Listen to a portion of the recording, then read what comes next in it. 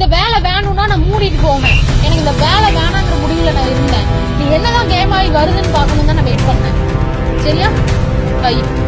எனக்கு நான் இத்தனை நீ 7 ஸ்டோரி சொன்னீங்க. அந்த 7 ஸ்டோரியில எல்லாரையுமே நான் யாரையுமே பகைக்க கூடாது. தூத்துக்குடி மாவட்டம் கோவில்பட்டியை சேர்ந்தவர் 36 வயதான செல்வகுமார். இவர் போக்குவரத்து எஸ்ஐயாக வேலை பார்த்து வருகிறார். எஸ்ஐ செல்வகுமாருக்கும் 32 வயதான பெண் காவலர் இந்திரா காந்திக்கும் அந்தரங்க உறவு இருந்துள்ளது. ஆனால் இவர்களுக்குள் ஏற்பட்ட தகராறால் இந்த விவகாரம் பூதாகரமாக வெடிக்கவே அம்மாவட்ட காவல்துறை எஸ்ஐ செல்வகுமாரை திருச்செந்தூருக்கும் பெண் காவலர் இந்திரா காந்தியை புளியம்பட்டி போலீஸ் ஸ்டேஷனுக்கும் டிரான்ஸ்பர் செய்து உத்தரவிட்டார். இந்த சூழலில் பெண் காவலர் இந்திரா காந்தி எஸ்ஐ செல்வகுமாரை 10 லட்சம் கேட்டு மிரட்டி இருக்கிறார். இது தொடர்பான ஆடியோ போலீஸ் வட்டாரத்தில் விஸ்வரூபமாகி அதகளப்படுத்தி வருகிறது. தோண்ட தோண்ட பெரும் பூதமாக வெளிவந்து கொண்டிருக்கும் இந்த விவகாரத்தில் பெண் போலீசின் மோசடி, கடந்த கால பின்னணியும் சாதாரணப்பட்டதல்ல என்கின்றனர் விசாரணை அதிகாரிகள். பெண் போலீசின் மோசடி பிடியில் சிக்கியுள்ள எஸ்ஐ தரப்பு பல ஸ்ட்ராங்கான ஆதாரங்களை கைப்பற்றி விசாரணை குழு அதிகாரிகளிடம் வழங்கியுள்ளது. அதில் கடந்த 2009ஆம் ஆண்டில் 17 வயதாகியிருந்த இந்திரா காந்தி டைப்ரைட்டிங் பழக செல்லும் போது மினி பஸ் கண்டக்டர் ஒருவரை காதலிப்பதாக நெருங்கி பழகி அவருடன் எஸ்கேப் ஆகியுள்ளார். இந்திரா காந்தி தந்தை குமாரவடிவேல் அளித்த புகாரின் பேரில் இந்திரா காந்தி அப்போது 17 வயது மைனர் என்பதால் கோவில்பட்டி கிழக்கு காவல் நிலையத்தில் கண்டக்டர் மீது பாலியல் வழக்கு பதிவு செய்து அவரை கைது செய்தது போலீஸ். 3 மாதங்கள் வரை சிறையில் இருந்த கண்டக்டர் அதன் பிறகு வெளியே வந்து சில பேச்சுவார்த்தைகளை முடித்து இந்திரா காந்திக்கு 18 வயதான நிலையில் இருவருக்கும் திருமணமாகியுள்ளது. இந்நிலையில் இந்திரா காந்தி 2015ஆம் ஆண்டில் கோவில்பட்டி பாலிடெக்னிக் ஒன்றில் டிப்ளமோ முதல் வருஷம் படிக்கும்போது படிப்புல சந்தேகம் இருக்குன்னு அங்கு செகண்ட் இயர் படித்துக் கொண்டிருந்த ஒருவருடன் நெருக்கமாகி தனது முதல் திருமணத்தை மறைத்து 1 வருடம் நெருங்கி பழகி வந்துள்ளார்.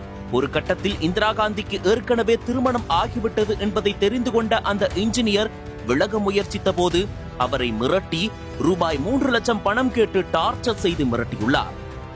பின்னர் சங்கரன் கோயில் அனைத்து மகளிர் காவல் நிலையத்தில் என்ஜினியர் மீது புகார் கொடுத்து 2016 ஜூன் 10ஆம் தேதி பதிவான அந்த வழக்கு 6 வருடங்கள் திருநெல்வேலி மாவட்ட மகளிர் நீதிமன்றத்தில் நடைபெற்று வந்தது.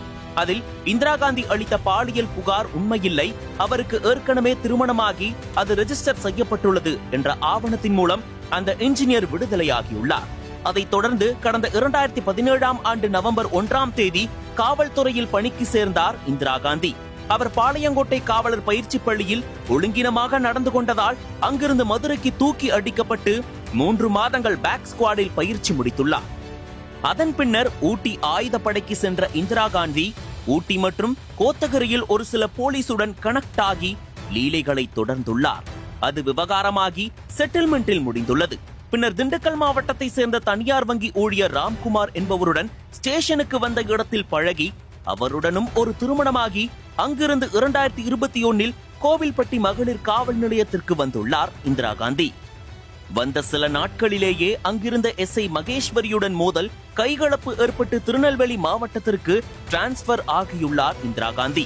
அங்கு டியூட்டி ஜாயின் பண்ணாமலேயே தனது பொலிட்டிக்கல் நெட்வொர்க் பலத்தை பயன்படுத்தி அந்த ஆர்டர் கேன்சல் செய்யப்பட்டு கயத்தாறு போலீஸ் ஸ்டேஷனில் டியூட்டியில் சேர்ந்துள்ளார்.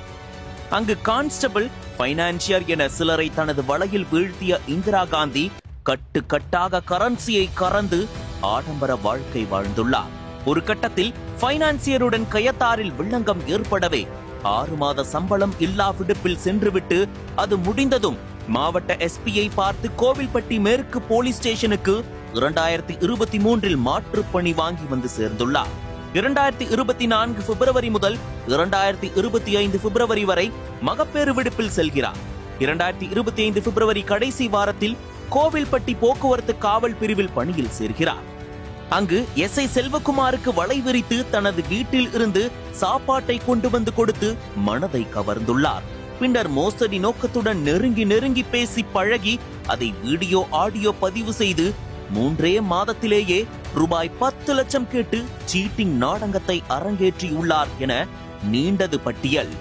இதனிடையே எஸ்ஐ செல்வகுமாரிடம் பெண் போலீஸ் இந்திரா காந்தி பேசிய சில ஆடியோவில் தனது வாழ்க்கை பயணத்தில் கடந்து வந்த 7 ஸ்டோரிகளில் யாரையுமே பகை கொடுக்க கூடாது, நல்லா இருந்துட்டு போகட்டுமேனுதான் விலகி வந்தேன் என அசால்ட்டாக பேசிய பேச்சுக்கள் டிஎஸ்பி மேல ஐஜி ஆபீஸ்ல போய் கம்ப்ளைண்ட் கொடுப்பேன் என ஒருமையில் வறுத்தெடுக்கும் பேச்சுக்கள் போலீஸ் உயர் அதிகாரிகளை கிறுகிறுக்க வைத்திருக்கிறது. முதல் சம்பவத்திலேயே காவல்துறை அதிகாரிகள் உஷாராகி நடவடிக்கை ஸ்ட்ராங் ஆக்கி இருந்தால் பெண் போலீசின் திருவிளையாடலில் 10க்கும் மேற்பட்ட ஆண்களின் வாழ்க்கை பள்ளத்தில் விழுந்திருக்காது. பல ஆண்களை உருட்டி மிரட்டி கடந்து தற்போது எஸ்ஐ செல்வகுமாரிடம் வந்து நிற்கும் இந்த விவகாரத்தில் மற்ற ஆண்களைப் போல செல்வகுமாரும் பணம் கொடுத்து செட்டில்மெண்ட் செய்திருந்தால் லீலைகள் வெளியவே வந்திருக்காது. காவல்துறைக்கு தலைகுனிவை ஏற்படுத்தியுள்ள பெண் போலீஸ் இந்திரா காந்தி விவகாரத்தில் இனியும் வேடிக்கை பார்க்காமல் காவல்துறை தீர விசாரித்து தக்க நடவடிக்கை எடுத்து மோசடி பிசினஸ்க்கு முற்றுப்புள்ளி வைக்க வேண்டும் என்பதே அனைவரின் எதிர்பார்ப்பாக உள்ளது. இந்த வேலை வேணும்னா நான் மூடிட்டு போவேன். எனக்கு இந்த வேலை வேணாங்கிற முடிவுல நான் இருந்தேன். நீ என்னதான் கேம் ஆகி வருதுன்னு பாக்கணும் தான் நான் வெயிட் பண்ணேன். சரியா பை. எனக்கு இன்னும் நான் இத்தனை நீ 7 ஸ்டோரி சொன்னீங்க. அந்த 7 ஸ்டோரியில எல்லாரையுமே நான் யாரையுமே பகைக்க கூடாது, நல்லா இருந்துட்டு போட்டுன்னு தான் நான் விலகி வந்தேன். இதுல இந்த ஸ்டோரியிலேயே நான் நல்லா இருந்துட்டு போட்டு விலகி வந்தேன்னா ஏன்னா எனக்குன்னு ஒரு ஜீவன் இருக்கு, என் பிள்ளை. அதுக்கு நான் இனிமேல் பாரத சுமக்க விரும்பல.